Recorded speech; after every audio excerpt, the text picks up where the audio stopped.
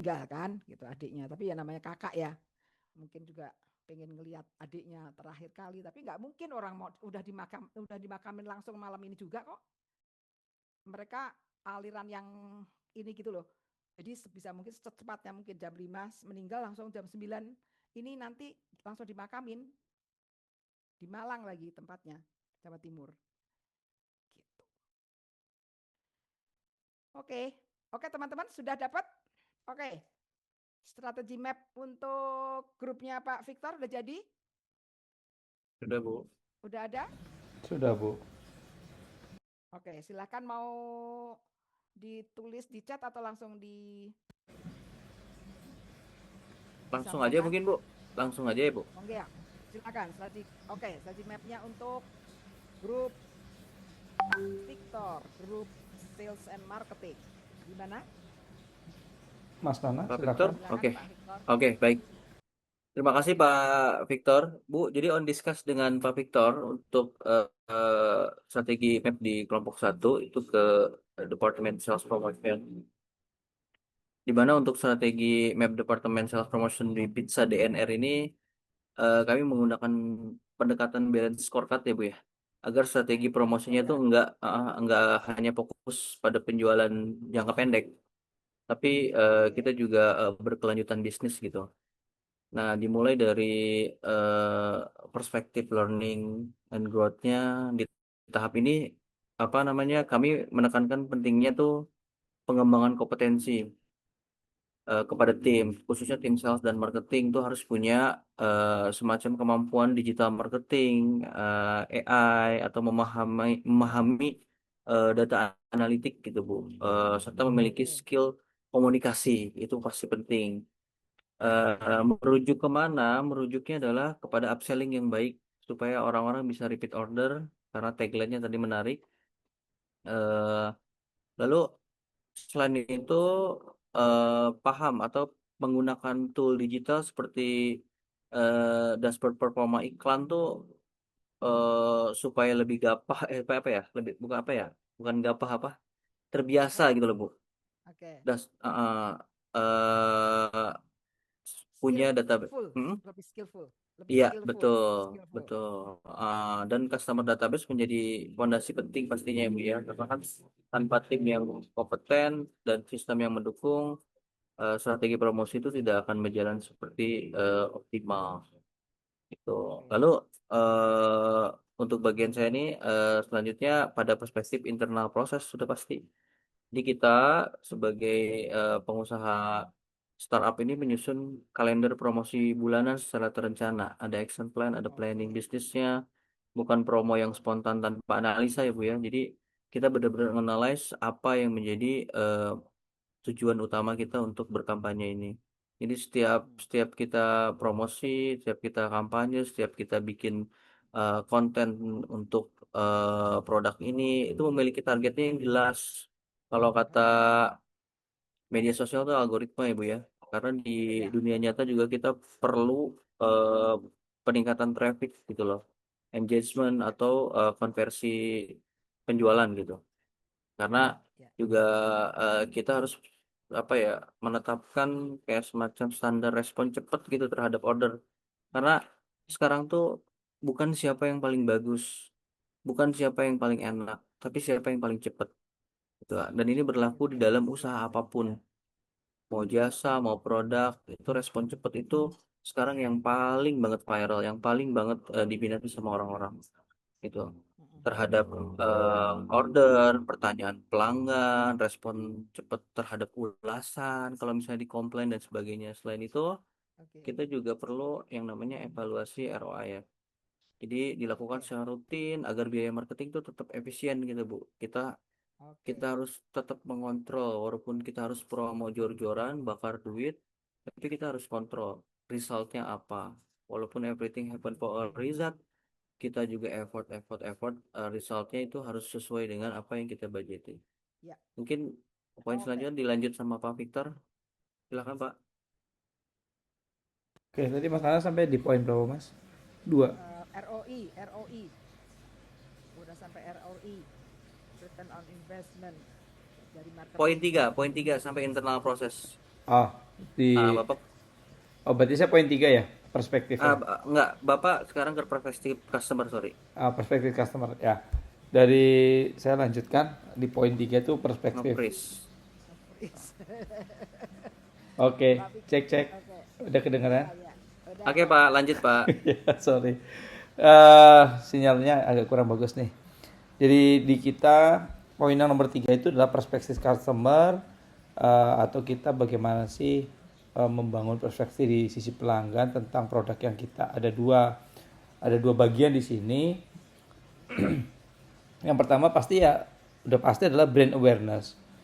Nah, bagaimana sih kita tadi Mas Nana udah sampaikan berkaitan dengan media sosial, dan Ibu Retno juga sampaikan bagaimana sih promotion media sosial itu yang cukup masif, yang aktif, yang akan membuat orang itu atau customer itu mengetahui pizza DNR itu adalah rasa Italiano dan best price atau harga yang sangat juara. Nah, dua brand awareness ini yang harus bisa terdeliver menjadi perspektif di sisi pelanggan.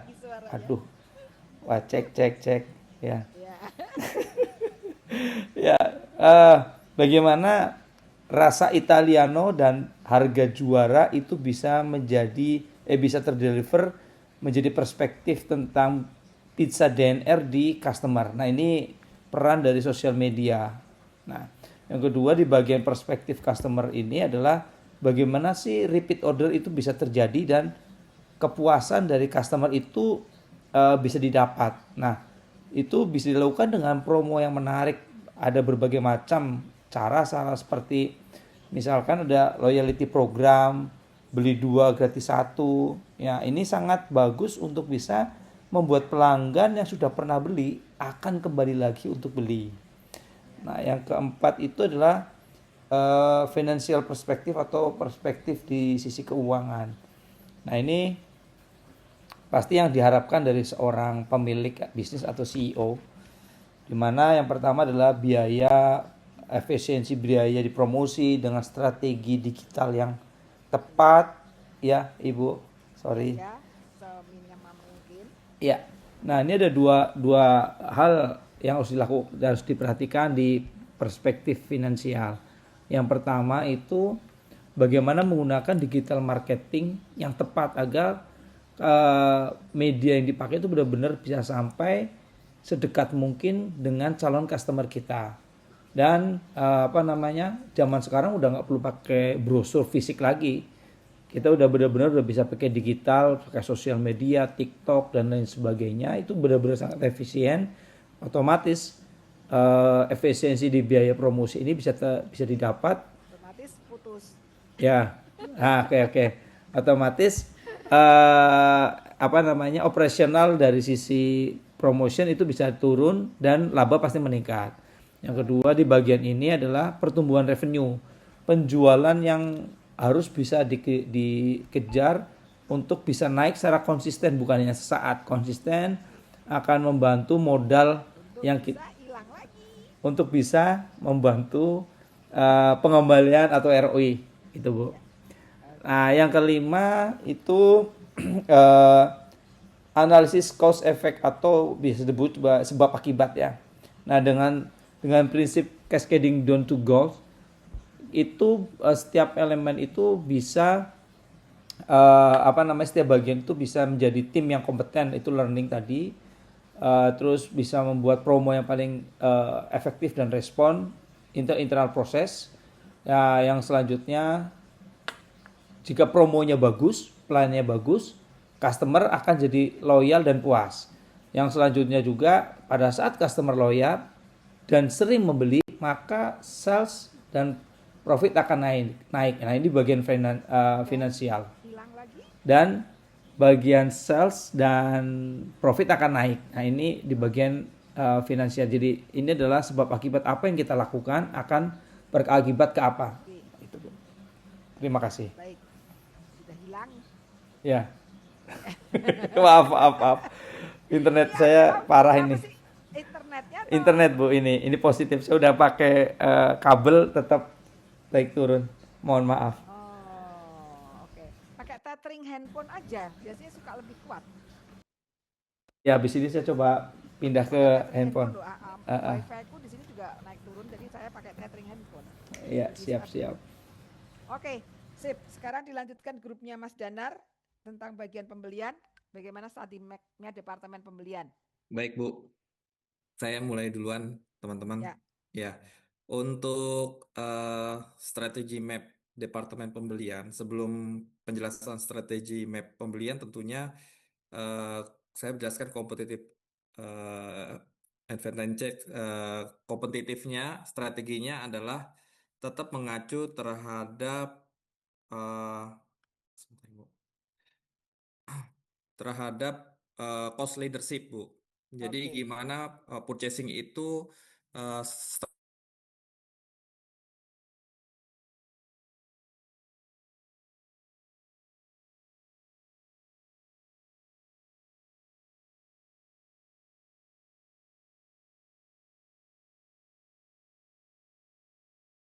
juga tentunya distribusi channelnya juga efektif dan efisien karena kita menjaga kembali lagi kepada cost Ya. gitu kan. Lalu yang kedua tentunya dengan kita konsisten terhadap rasa gitu kan.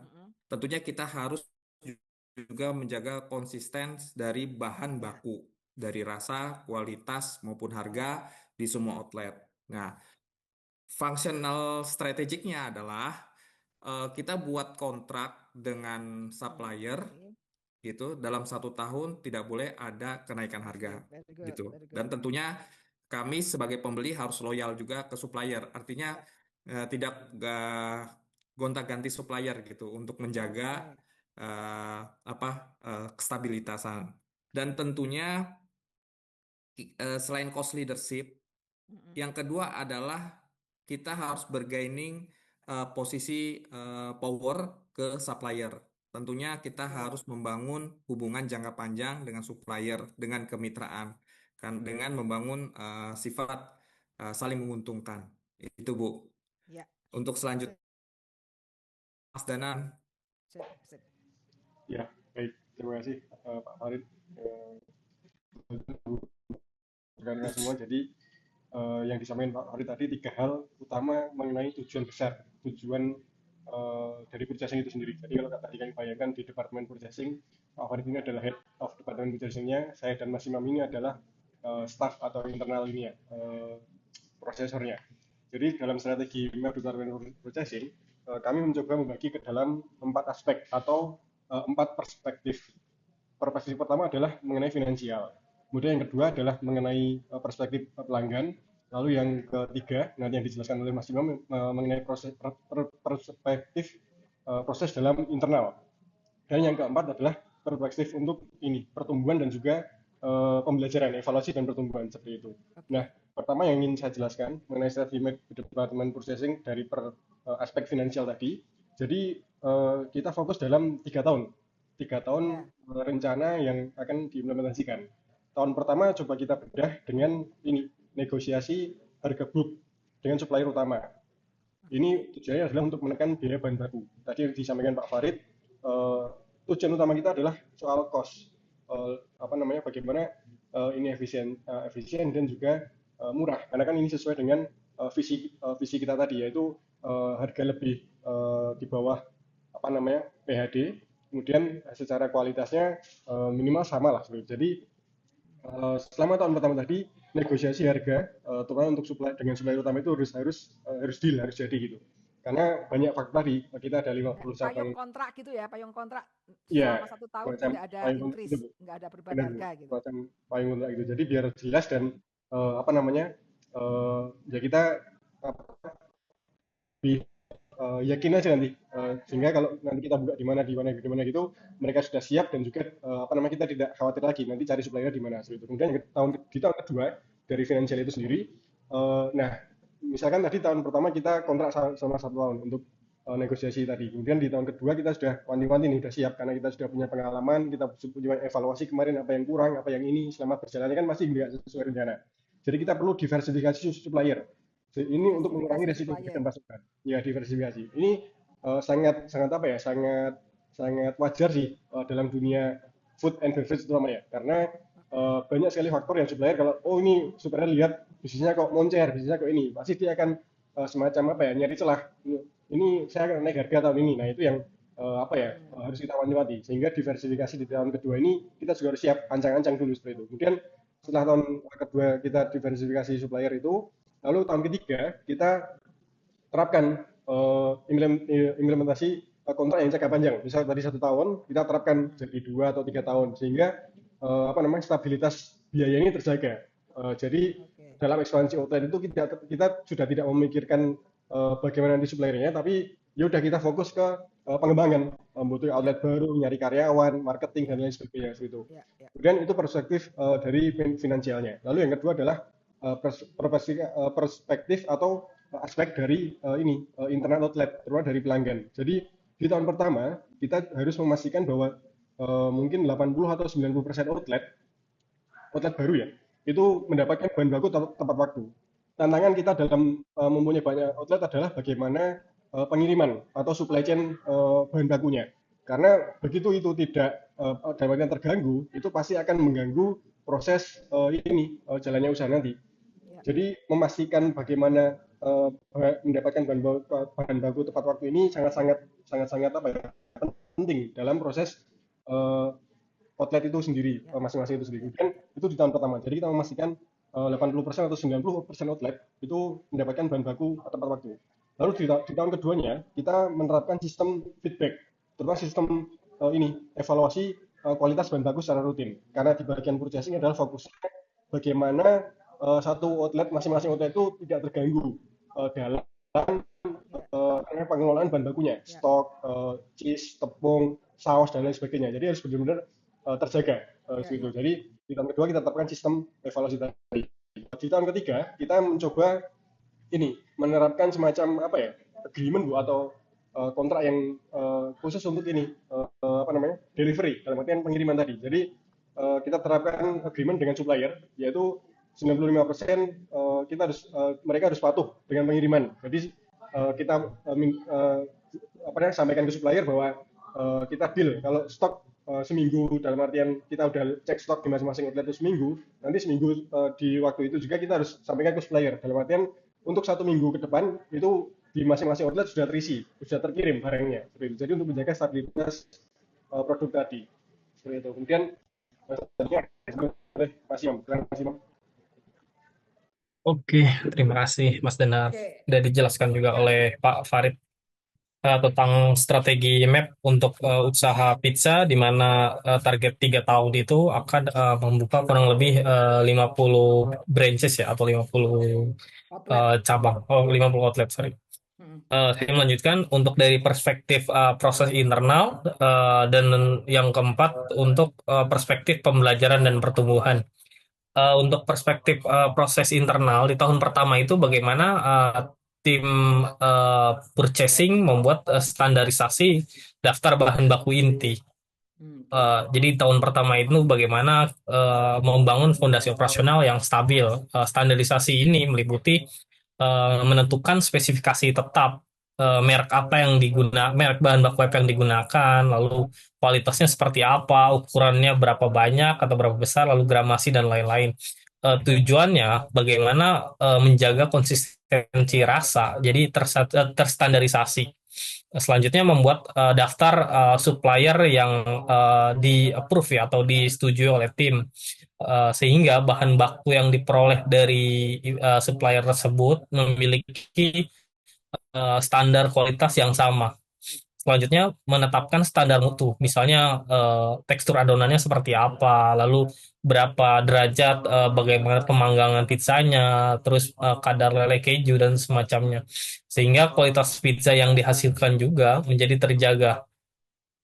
Di tahun kedua, tim purchasing mulai melakukan digitalisasi sistem purchasing dan inventory dengan ERP yang sederhana saja. Jadi setelah proses tahun pertama ini stabil, mulailah tim melakukan efisiensi dan kontrol berbasis data. Digitalisasinya itu bisa berupa bagaimana sistem stok itu berbasis software sederhana, misalnya dari POS plus inventory, lalu monitoring keluar masuk bahan baku secara real time. Selanjutnya laporan pembelian dan analisa food cost itu secara otomatis.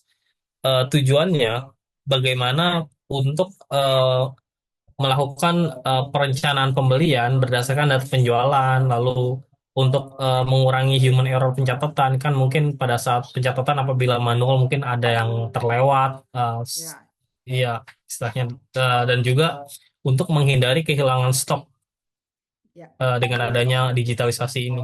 Di tahun ketiga mulai melakukan optimasi logistik antar kota kan, karena target ini kan di 3 tahun ini kan Jawa Bali ya, jadi dengan jarak yang lumayan jauh ini logistik juga mungkin menjadi cost yang harus dipertimbangkan ya untuk tahun ketiga ini. Jadi strateginya membuat hub distribusi regional, misalnya satu gudang itu untuk melit beberapa outlet. Itu kan tujuannya untuk efisiensi biaya distribusi. Jadi kita itu bagaimana strategi mengatur pengiriman bahan baku itu bisa terkirim secara maksimal di satu pengiriman itu. Terus negosiasi kontrak logistik antar kota ini juga bagaimana kita menetapkan biaya itu di awal. Jadi mungkin yang tadi sudah disampaikan oleh Mas Danar untuk mengikat cost itu. Jadi kita nanti ada gambaran nih untuk planning selanjutnya berapa sih cost yang akan dikeluarkan untuk logistik ini. Nah, terus juga melakukan standarisasi pengiriman cold chain untuk bahan yang sensitif seperti keju, saus, dan yang lainnya. Karena kan itu biasanya kalau udah ada perubahan suhu atau temperatur, khawatir bisa rusak seperti itu. Ya, betul.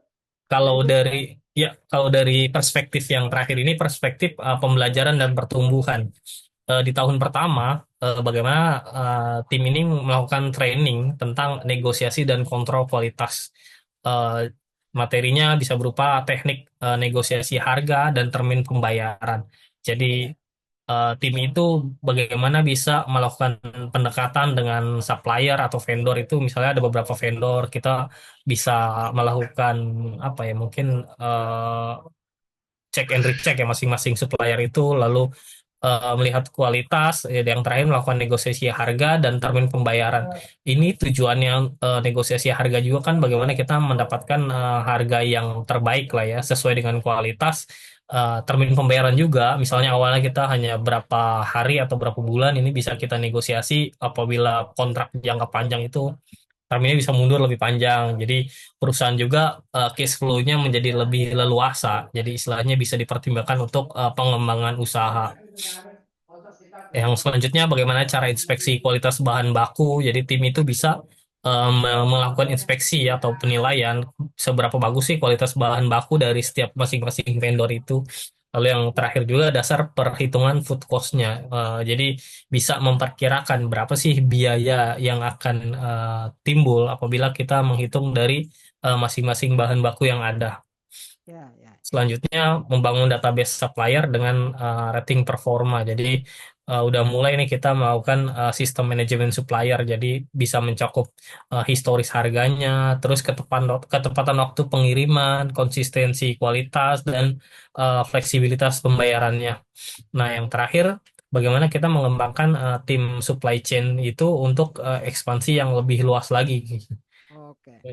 Ya istilahnya apa, poin-poinnya yaitu bisa perencanaan kebutuhan untuk jangka panjang, lalu analisa risiko supply apabila kenaikan harga maupun kelangkaan bahan baku, terus strategi kontrak nasional. Jadi untuk harga bisa ditetapkan itu secara sama ya untuk masing-masing daerah, dan yang terakhir perencanaan distribusi lintas wilayah. Jadi untuk memaksimalkan pengiriman bahan baku yang logistik tadi secara efektif dan efisien. Oke. Mungkin itu saja gambaran dari Sip. grup kami. Ah, Terima kasih. bagus sekali ya, kan komplit nih timnya Mas Danar. Ini sebenarnya Anda sudah mulai masuk, kan tadi saya mau mintanya hanya strategi map departemen, tapi Anda sudah masuk ke scorecard.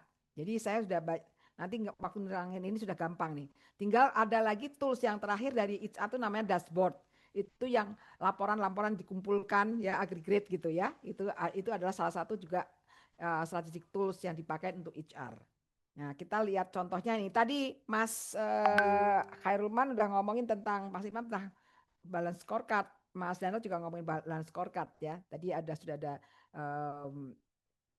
kalau kita masukkan, tadi kan kita strategi corporate strategi kita adalah 50 branches atau 50 outlets within 3 years di Jawa dan Bali.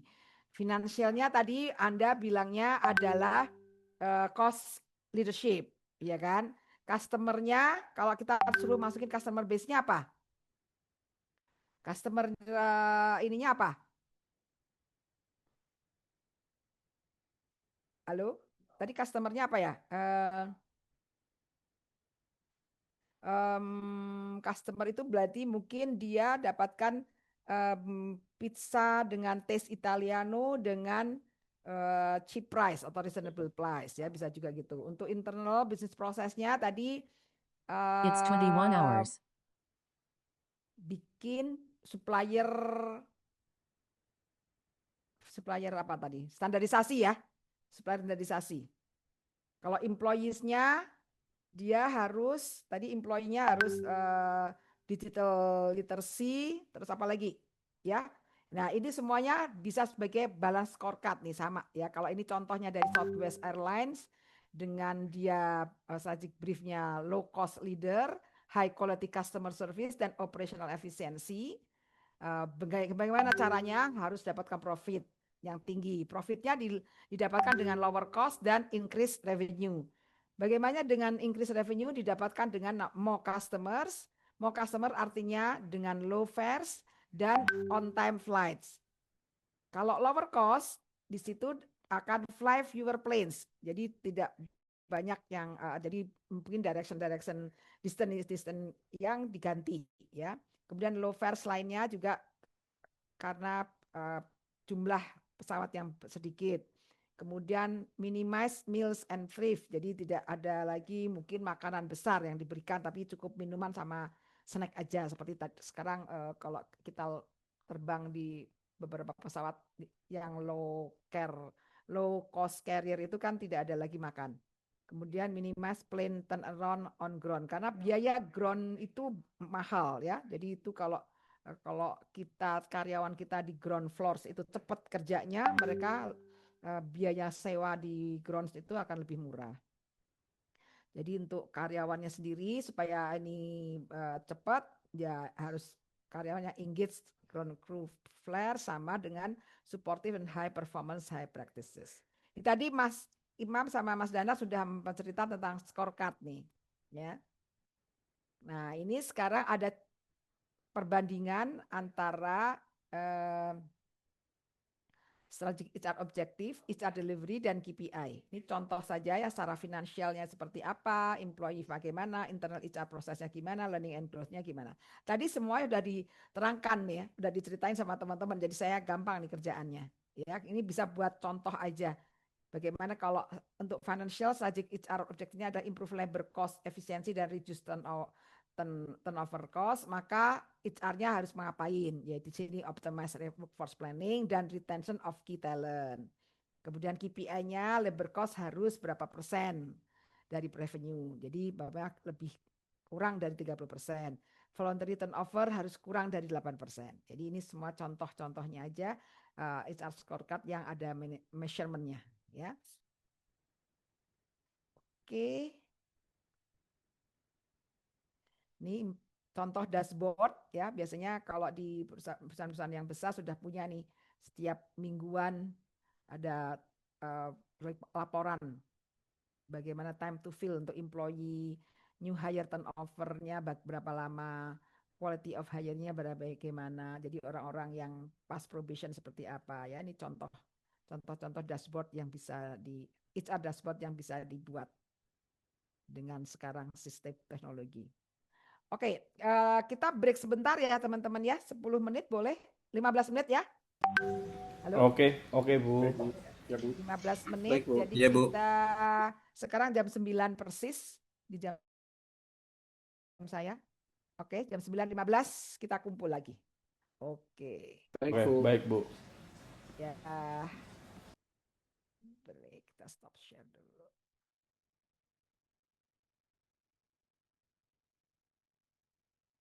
Piye, Pak?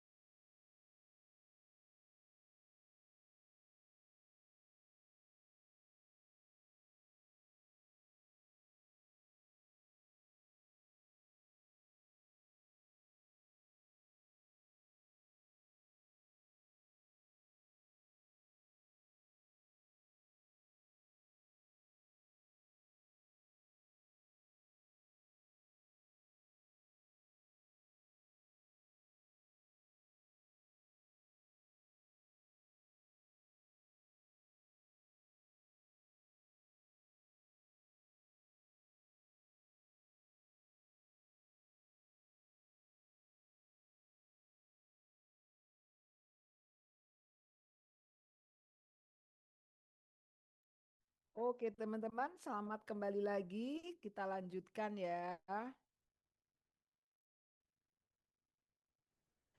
Oke. Di samping tadi ada 3 tools ya yang bisa dipakai dalam HR, yaitu strategic map, kemudian scorecard dan dashboard. Ada yang disebut dengan yang sering dipakai di HR adalah HR metrik dan HR analitik. Ini adalah kegunaannya adalah yang pertama, salah satunya yang bisa dipakai ya, karena kenapa perusahaan itu memakai HR metric dan analitik. Pertama, improve recruitment dan retention, karena di sana kita akan ada angka-angka ya yang kan kita nanti kita akan pergi ke lebih detail. Kemudian juga dapat mengenhance employee performance, karena kembali lagi karena ada matrix dari tahun ke tahun kita akan bisa tahu bagaimana dari kawan. Yang ketiga juga increase efficiency and reduce cost. Yang keempat, bisa memperlihatkan alignment HR strategi dengan business goal. Apakah selama ini align nggak HR strategi dengan business goals. Kemudian yang kelima adalah untuk mengoptimisasi workforce planning. Mari kita lihat satu persatu. Apa sih bedanya antara HR metric dan HR analytic? Lihat ya, kalau HR metrics itu lebih kepada specific measurement that track, assess, and evaluate various aspect of human resources function. Kalau anak ya, jadi di sini namanya metrik. Jadi ukurannya adalah satu ukuran-ukuran. Jadi provide insight into specific HR process and practices. Jadi contohnya adalah time to hire, berapa lama kalau perlu karyawan baru itu bisa di fulfill berapa lama dengan orang HR. Training cost-nya berapa, training cost per employee berapa, bagaimana berapa employee turnover rates, itu semuanya metrik. Sementara analitik itu lebih kepada namanya analytics ya. Jadi based on the metric itu kita lakukan HR analytics, yaitu broader and more complex practice that encompass the collection, analysis, and interpreting large sets of HR related data. Ini lebih pada fokus on diving pattern, trends, and relationship. Jadi semuanya berdasarkan matriks ini kemudian dianalisa. Ya, dari analisa itu akan membuat bisa sebagai dasar untuk decision selanjutnya. Gitu. Tetapi decision-nya adalah based on the data, tidak berdasarkan insting saja atau perkiraan, tapi lebih pada data. Jadi contoh-contohnya, ini adalah contoh-contohnya HR metric itu umpamanya bagaimana diversity ratio, yaitu mengevaluasi effectiveness of diversity and inclusion initiative and highlight area of improvement dan recruitment dan retention. Ada training completion rate, ada promotion rate, ada over decline rate, ada overtime hours to monitor. Kalau chart analytic contohnya nih, predictive attrition analysis, ya itu untuk melihat bagaimana retention rate-nya karyawan. Kemudian workforce planning model, bisa juga untuk menghitung menganalisis impact analisis setelah karyawan banyak dan bagaimana dampaknya ke bisnis, ya, ke operasional. Jadi ada namanya return training. Kalau bisnis namanya return on investment, kalau di HR ada yang namanya dihitung return on training. Jadi setelah itu sesuatu kepada orang untuk ditrain, apakah dia mendeliver atau kontribusi dia menjadi naik atau enggak? Ya. Oke. Ini biasanya dari survei ada 5 HR oleh perusahaan, yaitu untuk mengukur time to fill. Time to fill itu artinya HR tim bisa memprovide karyawan baru setiap ada lowongan yang kosong, ada posisi yang kosong, ya. Kemudian employee turnover rate, itu berapa besar sih dalam setahun. Biasanya turnover rate itu biasanya dalam satu tahun dihitung berapa besar percentage orang yang keluar, berapa banyak. Jadi turnover rate itu jumlah karyawan yang pergi dibagi dengan jumlah karyawan yang tinggal. Itu menjadi ada percentage. Kemudian cost per hire, itu juga hitungnya adalah setiap kali kita meng-hire karyawan itu biayanya berapa. Ya. Kalau level-level pro hire biasanya kita lewat executive search atau headhunter itu biasanya pakai percentage dari gaji mereka setahun. Jadi kalau gaji 100 juta sebulan biasanya kasih 13 kali jadi 1,3 M. Biasanya percentage-nya headhunter itu range-nya antara 15 sampai 20. Tapi ada juga yang fix. Kayak Convery, Egon Zehnder itu pakainya fix 20.000 US dollar. 30.000 US dollar gitu, fix gitu. Mereka nggak percentage dari gaji dari orang yang kita hire. Juga untuk melihat acceptance rates. Kenapa sih acceptance itu perlu dihitung, teman-teman? Kenapa? Dampaknya untuk bisnis atau operation acceptance. Ada yang tahu nggak? Halo? Halo? Masih adakah Itu manusia di sana? ketidakhadiran atau apa ya, Bu? Ya, absenteeism. Kenapa sih kalau ketidakhadiran seseorang atau karyawan itu perlu dihitung? Untuk apa? Gunanya untuk apa? Untuk Menentukan organisasi. gaji bulanan ya, Bu. Oke, gaji bulanan boleh. Kalau gaji bulanan tuh karena kalau dia absen berarti dia deduction kan. Maksudnya bukan untuk gaji, lebih pada potongannya berapa toh, gitu. Tapi lebih dampaknya ke organisasi apa? Kenapa sih? Productivity, Bu. Yes, productivity. Dan juga ada hubungannya dengan engagement. Karena biasanya orang absen itu tidak hanya karena sakit. Kalau sakit ya kelihatan ya absennya karena sakit. Tapi ada beberapa orang yang tidak masuk karena dia nggak engage lagi dengan perusahaan. They don't like it. They don't enjoy working with the company anymore. Gitu. Jadi biasanya kalau absenteeism rate-nya tinggi, kita langsung lihat apakah ini karena sakit, benar-benar sakit, atau karena sudah engagement-nya mulai low. Gitu. Jadi makanya kenapa di HR matrix itu juga perlu dilihat rate dari orang-orang yang pada tidak masuk kerja, absen. Nah, ini contoh-contoh ya, beberapa hal di best practices untuk HR metric dan analitik. Kalau untuk mengukur organizational performance itu pakai turnover percentage of regretted loss. Regretted loss itu artinya adalah percentage orang-orang yang resign yang sebenarnya sama perusahaan diharapkan dia sebenarnya jangan sampai resign. Jadi adalah talent, orang-orang talent pool. Kalau yang resign orang-orang yang memang diinginkan oleh perusahaan itu bukan regretted loss, itu nggak apa-apa. Tapi kalau yang regretted loss itu biasanya akan dimonitor. Berapa banyak nih? Kalau sudah semakin banyak regretted loss, ini something wrong. Perusahaan harus do something. Ya, jadi statistik on why personal is leaving, ya, karena personal leaving. Apakah kalau voluntary, apakah karena termination, apakah karena apa? Apa performance atau di terminate atau apa ya? Kemudian absence, percentage and behavior, kemudian juga dalam rekrutmen. Jadi tadi time to fill, number of applicants, recruitment cost-nya berapa.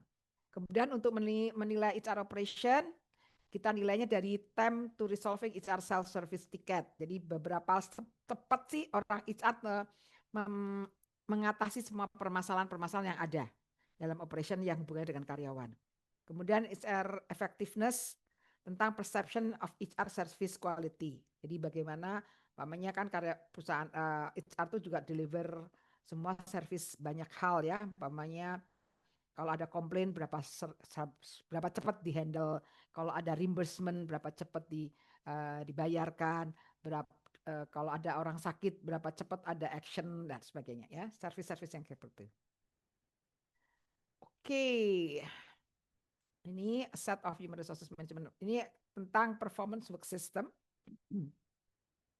yang juga banyak dipakai oleh perusahaan-perusahaan yang maju, yaitu untuk pertama itu membuat strategic workforce planning. Ingat tadi aktivitas utama pertama kali dari general management adalah planning. Di HR juga gitu kan, strategic workforce planning itu dibikin pertama kali. Ya, jadi untuk ensure the right people with the right skill at the right time. Kemudian yang kedua, merit based recruitment dan selection policy. Ya, ini juga untuk menilai bagaimana workforce sistemnya jalan atau enggak.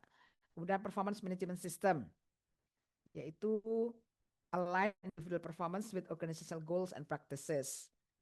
Jadi bagaimana perusahaan melakukan regular feedback kepada karyawannya. Kemudian fair compensation and benefit policy untuk motivate dan retain talent. Praktiknya biasanya pay for performance mechanism dan internal equity dan external market benchmarking. Kalau external market benchmarking biasanya pakai salary survey, ya, salary survey supaya kita tahu orang marketing itu range-nya dibayar antara segini sampai segini, gitu. Oh, kalau finance manager sih bayar segini sampai segini. Karena kalau kita nggak pakai market benchmarking atau market survey, kita pikir kita sudah bagus membayar karyawan, ternyata kenapa ya karyawan kita keluar terus? Karena memang money is not everything ya, tetapi itu very important, masih tetap menjadi konsiderasi orang waktu dia mau pindah kerja, selalu nanyanya paket. Yang kedua baru yang lain-lainnya, ya. Kemudian learning and development policy-nya bagaimana, ya, itu juga dipakai untuk menghitung high performance work system-nya. Oke, secara summary ini ya kalau kita bisa lakukan ya, kita summary-kan bahwa dari HR metric dan HR analitik itu kita dapat melakukan organisasi effectiveness dan efisiensi dengan menggunakan strategic map, HR scorecard dan dashboard. Ya. Oke, ini secara kalau kita lihat strategic planning dari HR, dari goals-nya, kemudian apa sih yang kita inginkan dari goals itu, kemudian kita membuat strategi, kita membuat measurement dan targetnya, dan kita lihat hasilnya. Setelah hasil itu kita evaluasi, kita akan lihat lagi, how can we improve? Lihat lagi, do we can go to go? How do we get there? Terus, itu sebagai strategic planning yang cycle, ya, terus-terusan. Dan selalu improvement, continuous improvement. Oke, sebagai tugas terakhir in the class aja, kalau ini harus dibuka dengan breakout room, ya, jadi grup ada di dalam ebook ada case namanya Tesla strategi di ebook page 91, tapi anyway saya udah copyin di slide ini. Jadi grup 1, grupnya Pak Victor menjawab pertanyaan nomor 1, 2 dan 3, tapi di situ tulisnya adalah 3.13, 3.14, 3.15. Grupnya Mas Danar menjawab question nomor 16 dan 17, which is nomor 4 dan 5. Teman-teman punya waktu 30 menit untuk menjawab pertanyaan ini. Nanti kita present satu grup maksimal 5 menit ya. Jadi pas waktunya. Ini bisa tolong daripada buka di e-book lama, di copy aja ini yang saya sudah ini siapa Mas Pak Victor di screenshot atau Mas Danar. Ini udah di screenshot Mas? Sudah Bu, udah dikirim juga. Ini udah? Sudah Bu. Yang ini? Sudah, yang ini belum. Ya ini ada karena ini pertanyaannya. Oke, saya akan bagi dalam 2 grup pakai breakout room nih karena ini harus menjawab dan menyiapkan ini ya, menyiapkan PPT untuk jawaban. PPT boleh, Word boleh, yang penting ada jawaban tertulis. Jadi grupnya Pak Victor menjawab nomor 13, 14, 15, grupnya Mas Danar 16 dan 17. Oke ya, saya stop share, sekarang saya akan bagi dalam grup breakout room. Mana breakout room? More. Breakout room adanya di more kan ya? Kok nggak ada ya breakout room?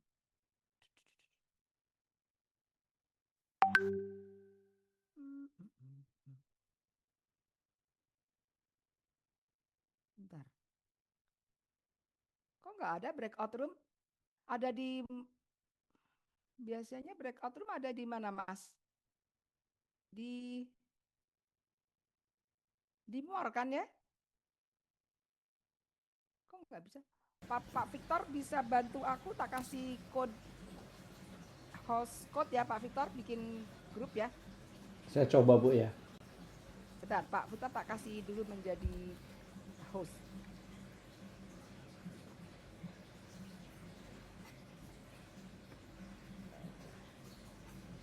Host dulu.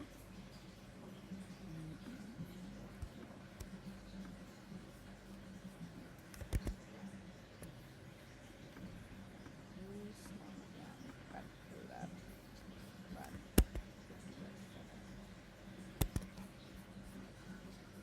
Ini Pak Victor sekarang saya akan jadikan co-host. Oke. Silakan Pak Victor sekarang jadi co-host, langsung bagi 2 grup. Oh, harus klaim ini dulu Iya, ternyata. betul. Iya. Itu bisa. Klaim co-host. Udah, sekarang udah breakout room udah keluar. Monggo Pak Victor. Langsung bagi 2.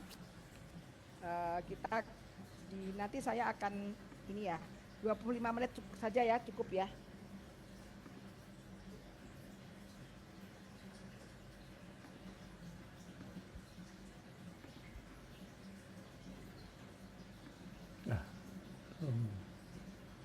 Bisa?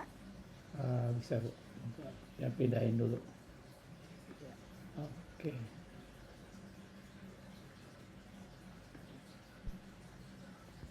Ya. Silakan teman-teman langsung klik di roomnya masing-masing. Udah tahu kan ya grupnya? Pak Victor, Pak Nana, Pak Safron, Pak Danar, Pak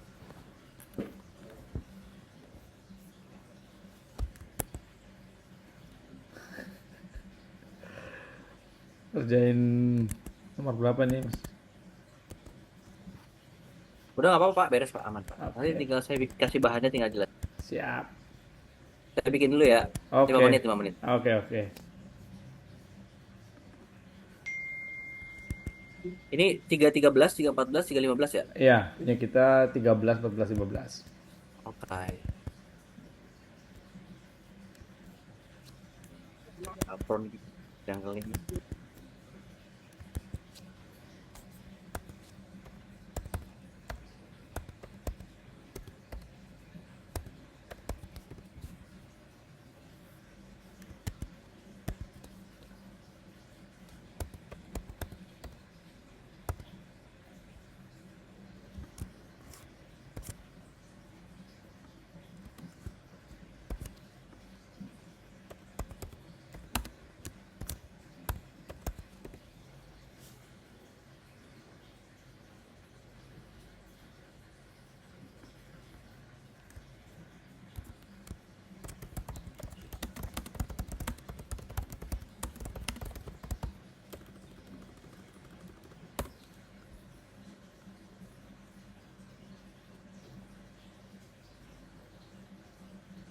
Ini Javron gimana Javron sekarang?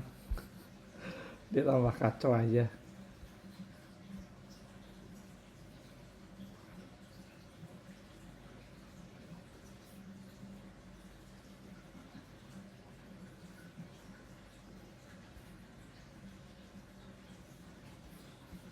Dia ngerasa aman kali ya, jadi kesulitan kita nih teman-temannya nih. Iya. Jadi bumper kita. Mm-mm.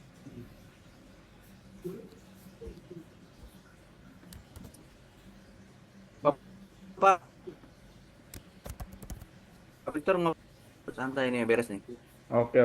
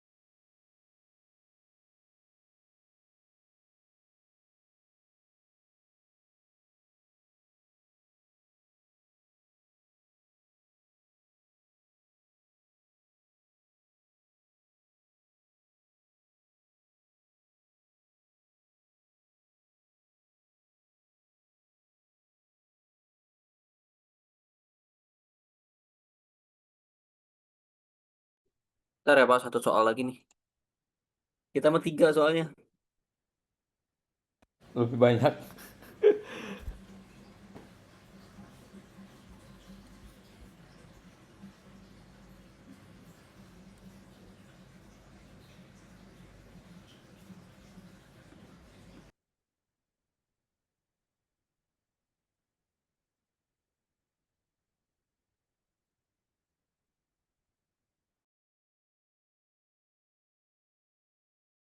Recording in progress.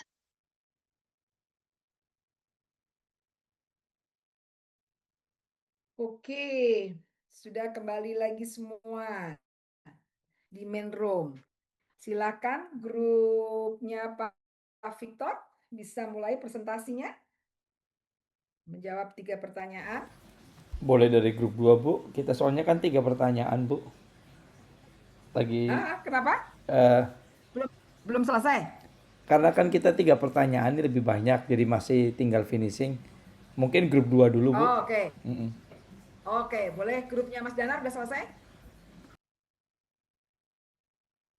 Silakan, grupnya Mas Danar dulu boleh juga.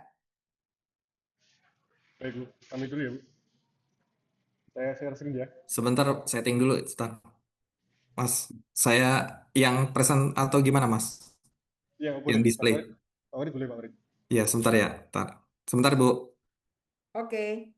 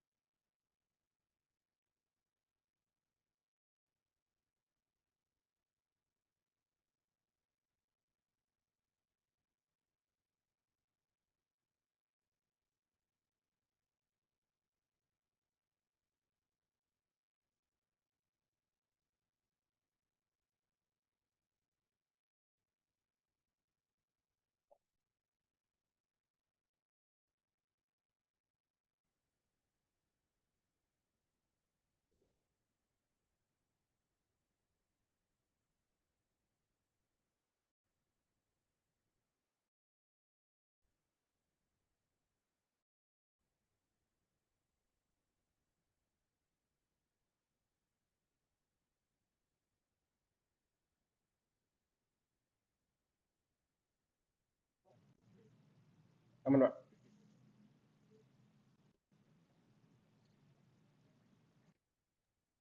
Silakan dibaca pertanyaannya. Grup 2 itu adalah Eh, 316 dan 317 ya, Bu ya? ya Baik. 317 sama 318 toh. Ya, jadi Bu, kami bagi per slide ya masing-masing nanti kebagian Oke. untuk apa namanya memaparkan gitu ya, Bu. Ya. Ya, Terima kasih kami dari grup 2 yaitu em, overview dulu Bu sebelum masuk ke mana? Ke pertanyaan. Jadi ya. ringkasan cerita mengenai Tesla strategik ya. Jadi memang Elon Musk merancang strategi bertahap mulai dari pembuatan mobil listrik dengan eh, performa tinggi tanpa kompromi.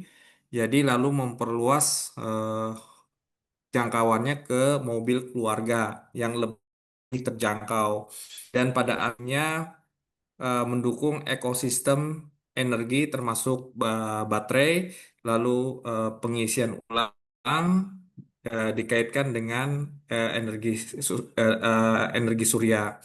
Lalu memasuki tahun 2017 terlihat Tesla belum mampu mencapai target di sini 5.000 unit per minggu ya, gitu kan. Dan di saat yang sama muncul tantangan besar sesuai dengan uh, mata kuliah kita itu tantangan besar di bidang SDM dan HR gitu kan. Masalah tenaga kerja dan operasionalnya terjadi adanya ketegangan di pabrik baterai dekat Reno, Nevada ketika ratusan pekerja berhenti bekerja karena protes masalah isu upah gitu kan, dan juga tentang kontraktor eksternal. Lalu juga tingkat kecelakaan kerja yang tinggi di pabrik dan juga isu keselamatan dan keterlibatan karyawan. Jadi inti case study ini adalah strategi bisnis Tesla menuntut kualitas tinggi dan inovasi berkelanjutan. Dan juga tentunya strategi SDM juga harus selaras terkait dengan requirement pelatihan keselamatan dan keterlibatan. Jadi tanpa dukungan SDM, strategi bisnis uh, sulit tercapai. Jadi itu overview dari studi case dalam satu slide presentasi. Masuk ke pertanyaan question 316, silakan Mas Danar. Baik, terima kasih Pak Farid.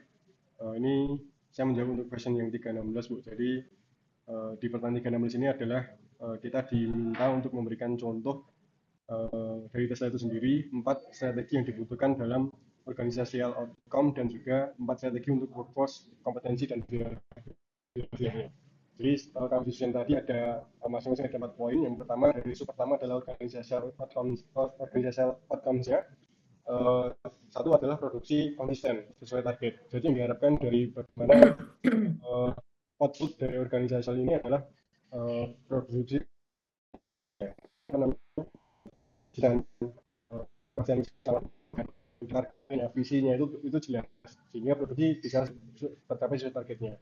Kemudian yang kedua outcome-nya adalah keselamatan kerja meningkat. Nah, tingkat keselamatan kerja ini juga dipengaruhi dari tadi bagaimana tujuan dari program-program ini diciptakan atau visi dari perusahaan itu sendiri. Jadi motivasi karyawan meningkat, semangatnya dia ada sehingga menurunkan faktor ini kecelakaan kerja seperti itu. Kemudian dari 2 poin tadi, yang pertama dari produksi konsisten juga keselamatan kerja meningkat, tercapailah kualitas produk yang tinggi. Nah, ini yang diharapkan dari semacam output dari organisasi itu sendiri. Jadi dari kepastian visi, kepastian rencana itu jelas, sehingga karyawan itu motivasinya tinggi. Sehingga kualitas produksi juga tercapai yang diinginkan sesuai visinya tadi. Lalu yang keempat, yang terakhir dari outcome-nya adalah reputasi inovasi terjaga. Nah, ini dari ketiga hal poin tadi, dari produksi, keselamatan kerja hingga kualitas tadi, muncullah semacam reputasi bahwa inovasi dalam sebuah produksi produksi terjaga, reputasinya baik, kecelakaan kerja menurun, kualitas produknya baik dan produksinya target seperti itu. Kemudian untuk requirement yang kedua yaitu adalah workforce kompetensi dan behaviornya. Jadi kompetensi dan 4 poin yang kami bahas di sini. Pertama adalah keterampilan teknis terutama dari manufaktur mobil EV itu sendiri. Jadi ini penting karena fokusnya adalah memproduksi mobil yang bisa digunakan, dan itu harus jualannya produk-produk itu memerlukan teknis yang skill yang baik, skill teknis yang baik untuk memproduksi manufaktur EV itu. Kemudian yang kedua adalah kepatuhan keselamatan kerja. Nah, ini penting karena dalam untuk mencapai kualitas produk yang baik, kemudian inovasi yang terjaga, kepatuhan keselamatan kerja itu harus sekali. Karyawan teknisi itu harus mempunyai komitmen yang tinggi mengenai kualitas dan juga inovasi. Bagaimana produk ini dapat produksi secara banyak, kemudian berkualitas inovasi karya terjaga. Kemudian yang keempat, yang terakhir adalah budaya kerja yang kolaboratif antara departemen A dengan departemen B, itu yang secara sinergitasnya tercapai, itu membuat semacam budaya kerja yang baik, sehingga dari situ tercapailah workforce yang secara yang baik dan secara perilaku behaviornya juga tercapai seperti itu, Bu. Oke, good. Pertanyaan yang berikutnya. Oke, terima kasih untuk pertanyaan 3 strip 17. Provide a brief illustrative outline of a strategy map for Tesla. Apabila kita urutkan strategi untuk bisnis Tesla itu bisa dipahami seperti rangkaian sebab dan akibat, dimulai dari bagaimana perusahaan mengelola orang-orangnya, lalu berdampak pada proses kerja, kemudian mempengaruhi pelanggan, yang pada akhirnya menentukan finansial suatu perusahaan Tesla itu sendiri. Dimulai dari tahap pertama, dari sisi pembelajaran dan pertumbuhan atau learning and growth perspektif. Untuk bisa bersaing dengan perusahaan otomotif besar, Tesla harus memiliki orang-orang atau SDM dengan kemampuan yang baik. Karena itu perusahaan berusaha merekrut tenaga kerja yang berkualitas, terutama di bidang teknik, produksi, dan teknologi baterai. Tidak hanya berhenti pada proses rekrutmen, karyawan juga diberikan pelatihan keselamatan kerja serta pelatihan anti diskriminasi dan anti pelecehan. Selanjutnya, di internal proses perspektif, Tesla eh, menggunakan pendekatan yang lebih modern dalam mengelola SDM, seperti memanfaatkan talent analytics untuk melihat efektivitas program rekrutmen dan retensi. Mereka juga melakukan survei keterlibatan karyawan, mengetahui apa saja yang dirasakan oleh para pekerja. Jadi semua itu bertujuan agar karyawan itu merasa dihargai setiap suara atau keluhannya dan bagaimana mereka tetap termotivasi untuk bekerja di perusahaan. Ketika fondasi SDM tadi sudah diperkuat, dampaknya dapat terlihat pada proses internal perusahaan sorry, pada internal perusahaan. Dengan tenaga kerja yang kompeten dan terlatih, proses produksi bisa menjadi lebih efisien.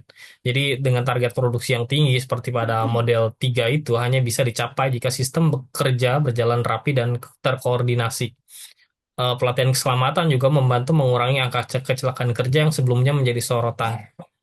Di sisi lain, penguatan fungsi HR membantu perusahaan menangani konflik atau keluhan karyawan dengan lebih cepat, sehingga tidak berkembang menjadi masalah yang lebih besar.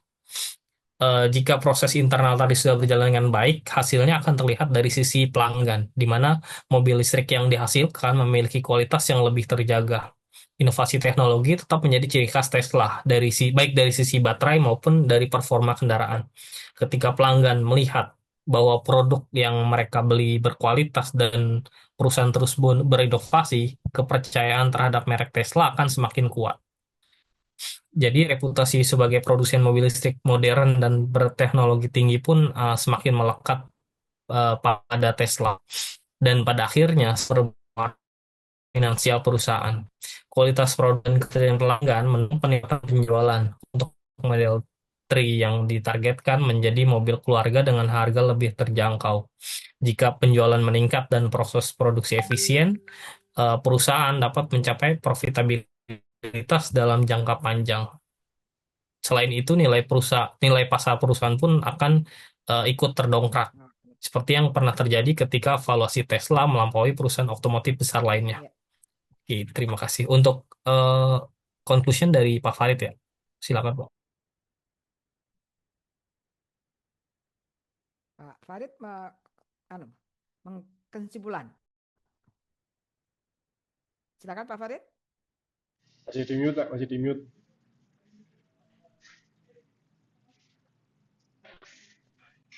Pak Farid masih mute. Ya, Bu. Ya.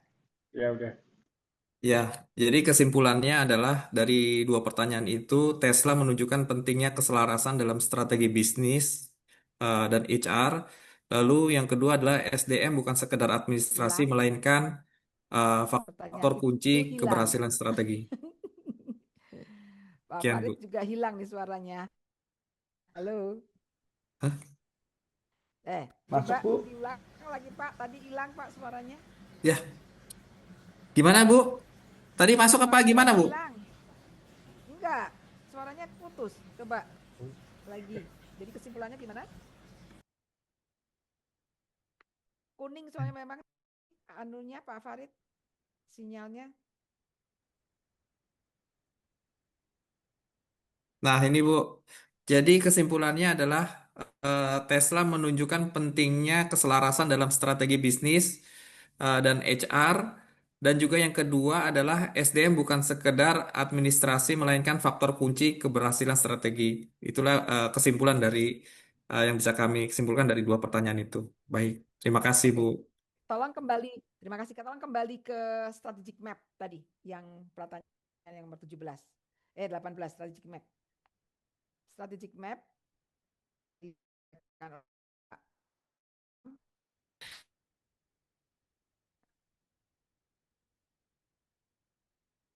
Yang presentasi tadi, Bu. Ya, presentasi tadi Oh, barusan ini yang slide-nya sebelum kesimpulan, slide yang sebelum kesimpulan. oke. Mana ya? Oke. Nah, strategic map Nah, yang sebelum kesimpulan. ini, Bu. Nah, ya strategic map kan kalau strategic map harus link ya. Jadi kalau secara finansial ya sebelumnya. Nah, kalau secara finansial adalah profitabilitas lewat efisiensi dan penjualan massal, maka internal prosesnya harusnya adalah jadi kalau urutan biasanya finansial dulu, kemudian internal proses atau pelanggan boleh. Nah, untuk profitabilitas lewat efisiensi dan penjualan massal, pelanggan kita harus apa? Kita harus meyakinkan dalam produk itu yang kita produk yang kita buat adalah harga yang terjangkau. Jadi cara menerangkannya itu Pak Imam harus ngurut. Jadi finansial kita adalah profitability efisiensi dan penjualan massal. Oleh karena itu kita memerlukan produk itu untuk pelanggan yang kualitas nomor 1 dan harga terjangkau. Sehingga kita memerlukan proses internal yaitu optimalisasi supply chain dan keselamatan kerja yang harus tidak ada kompromi lagi. Jadi dalam menerangkan strategic map itu urut gitu. Ya, jadi ini harus disebabkan ini perlu ini perlu gitu. Untuk sementara pembelajaran dan pertumbuhan dan pengembangan itu adalah kompetensi karyawan kan untuk mendukung supaya bahwa produk yang diproduksi oleh Tesla itu produk nomor 1 dengan harga terjangkau, dengan proses optimalisasi supply chain dan orang-orang yang mengetahui tentang K3 yang bagus dan inovasi produksi, maka kita perlu karyawan yang mempunyai kompetensi tentang apa? Kompetensinya harus, pengembangan kompetensinya harus disebutkan nih kompetensi apa? Engineering yang manufacturing atau engineering yang sophisticated atau kelas 1 atau apa gitu ya. Jadi harus lebih spesifik. Jadi jangan cuma pengembangan kompetensi saja, tapi harus kompetensi apa gitu. Ya. Terima kasih, Bu. Oke. Sip. Oke, sama-sama. Oke, terima kasih. Grup 2, silakan grup 1 udah siap dong. Ya, Bu. Monggo. Ya, Bu.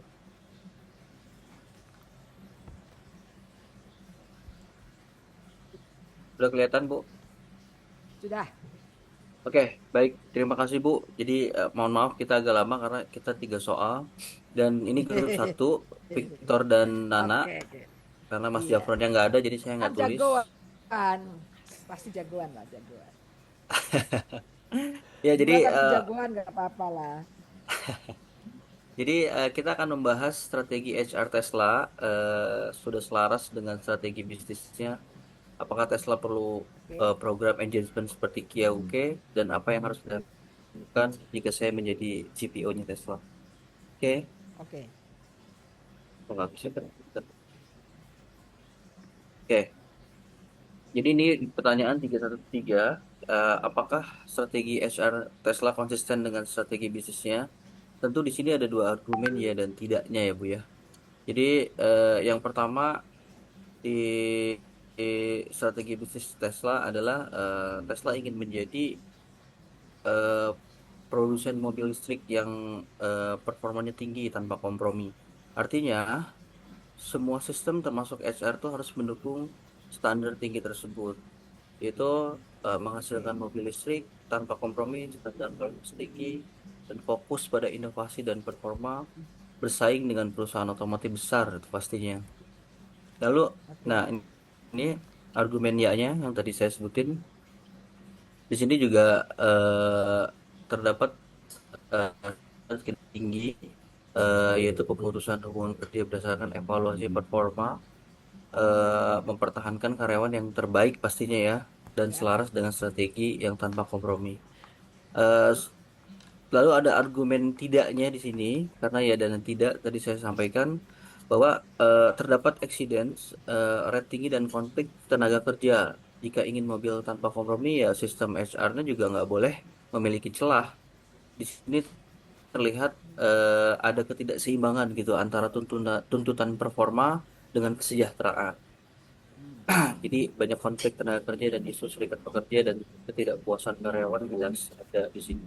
Yaitu bisa menghambat produktivitas jangka panjang pastinya. Oke. Lalu di dalam pertanyaan ini ada kesimpulan. Jelas kesimpulannya adalah strategi HR Tesla itu sebagian selaras, tapi pelaksanaannya itu belum sepenuhnya mendukung sustainability jangka panjang. Jadi performa tinggi tanpa engagement itu berisiko pastinya menciptakan instability. Jadi di sini ada sebagian konsisten dengan strategi yang menuntut performa tinggi, yang tadi saya sampaikan pelaksanaan di lapangannya juga kayak isu keselamatan sama konflik tenaga kerjanya juga nggak seimbang. Oke. Oke, lalu di 314 akan dilanjut sama Pak Victor. Silakan Pak Victor. Oke, terima kasih Mas Nana. Di 314 ini melihat apa yang dicapai Kia UK, ini pertanyaannya, haruskah Tesla menerapkan program engagement karyawan yang serupa? Mengapa? Nah, dari pertanyaan Di ini, KIA, ya, KIA ya, KIA ya, ya, KIA ya. KIA UK. KIA UK. Nah, kalau kita bandingkan dengan KIA UK yang boleh dibilang sangat sukses dalam mengelola hubungan atau engagement dengan karyawannya, Tesla perlu ikut-ikutan nggak? Nah, jawabannya sangat perlu. Nah, sangat perlu karena di kasus ini kita lihat Tesla banyak menghadapi masalah internal, mulai dari isu gaji, angka kecelakaan yang tinggi sampai gesekan dengan serikat pekerja. Banyak komplain dari karyawan yang telat sampai ke telinga manajemen. Kalau Tesla punya program engagement yang solid, mereka bisa mendeteksi masalah lebih awal sebelum jadi bola salju yang merusak reputasi perusahaan. Intinya, mobil yang canggih itu dibangun oleh manusia dan manusia butuh merasa didengarkan supaya tetap mau memberikan performa terbaiknya. Nah itu, untuk slide ketiga nanti Mas Nana akan lanjutkan. Oke, baik. Pertanyaan terakhir di 315 ya. Jadi jika Anda adalah CPO Tesla, apa yang Anda akan lakukan? Yang pertama adalah prioritas satu ya Bu, perbaikan keselamatan. Itu udah pastinya.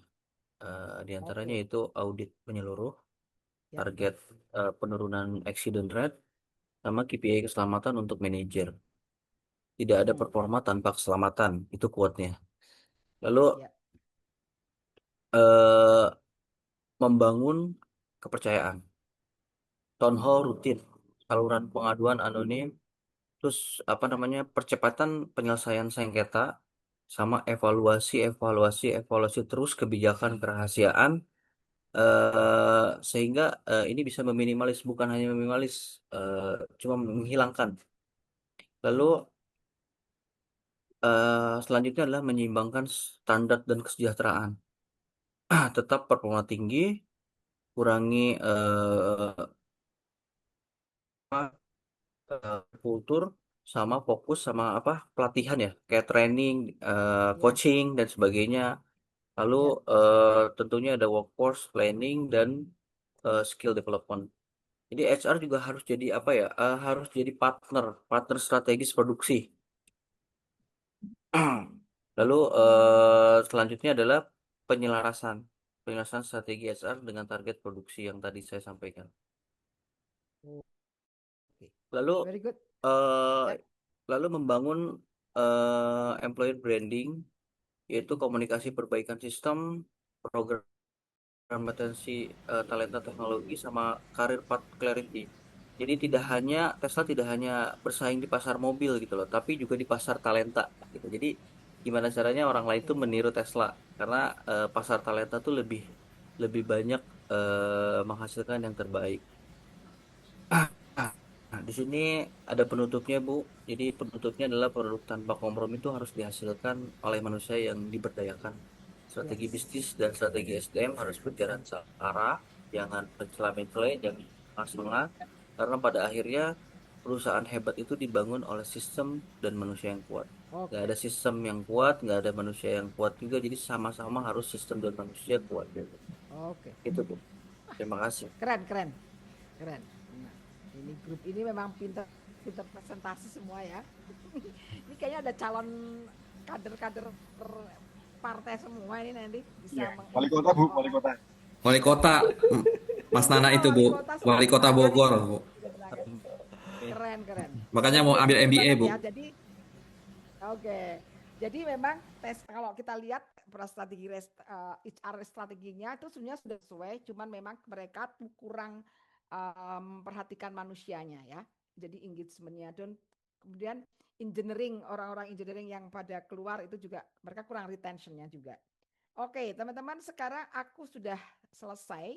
Cuma mau remind aja untuk minggu depan itu kita akan ada asinkronus ya, minggu ketiga itu. Jadi minggu depan itu teman-teman tidak perlu check in seperti yang tadi saya bilang. Boleh check in, boleh mendengarkan saya nerangin sendiri ngomong.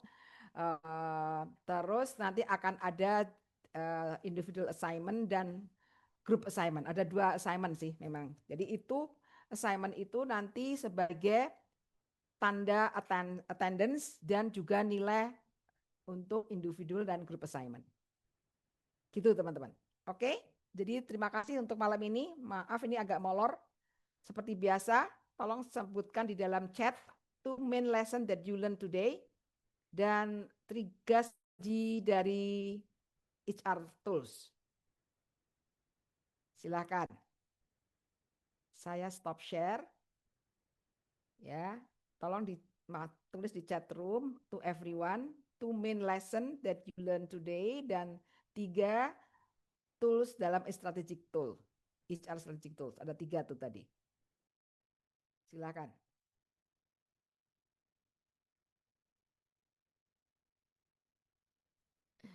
Semangat. Mas Janar semangat jam 10 masih semangat.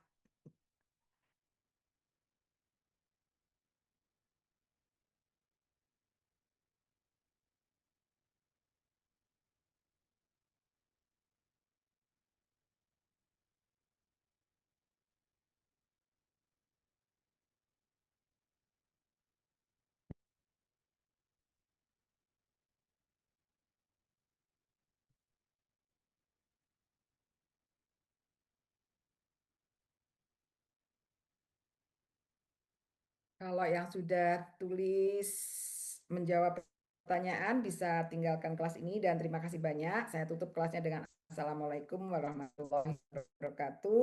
Have a good rest and I'll see you in the next 2 weeks ya, karena next week kita hanya akan asinkronus. Terima kasih banyak untuk diskusinya malam ini, teman-teman. Pak Farid, oke. Ya Bu, sama-sama Bu. Oke.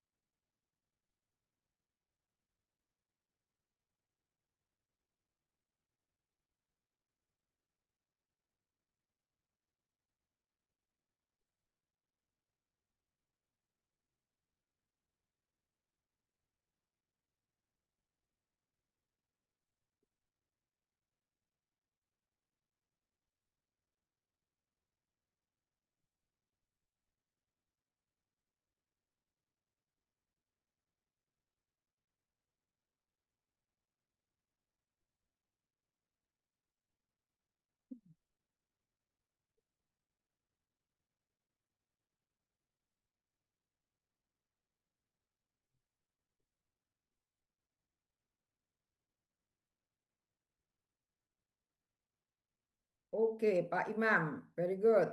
Terima kasih Bu, selamat Terima malam. kasih Pak Imam. Pak Victor, terima kasih juga. Very good. Terima kasih, Bu. So, Assalamualaikum. everybody, thank Selamat you. menunaikan ibadah puasa, Bu. Ya, selamat puasa semua ya, Ya, Bapak-bapak. Bu. Ya, Bu. Semoga sehat semuanya. Mohon maaf lahir Amin. batin.